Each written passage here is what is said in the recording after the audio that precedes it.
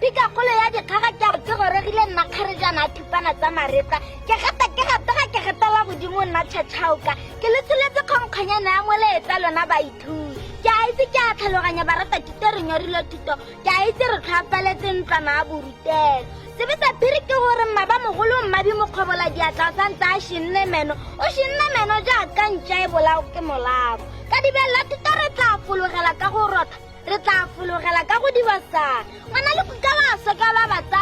batsadi rwala maikarabelo jaaka nkgona lo a logela kgare barutabana segang ka logare thuto e tsene phetelela matlakana ba rata thuto le seka la utlwa ka tsaga morakile a itsane ke a lo rata bankana ba me ke a lo rata thakatsana ngwana a sa utlwe molao wa batsadi utlwa ba manong a re reetseng dikgakololo re reetseng ditaelo le seka ra itira mengala re itse fa go thuso ya rona gore re bona poloko le botshelo coronavirus ga se mmantheledišane ga se mmanthakwedi ke le roba kagiso le titibang baithuti ke lelela go lona ke lela sa losea kare a re itlhokomeleng botsogo ke jona tlhabatsi ya botshelo le bophelo modimo mothata dintse o tla re thusa re tla bona poloko ke emisa puo ke emisa go balabala nna kgarejana a itane go balabala ga ngwana ga se botlhale salang ka pula salang ka kagiso ke tsamaile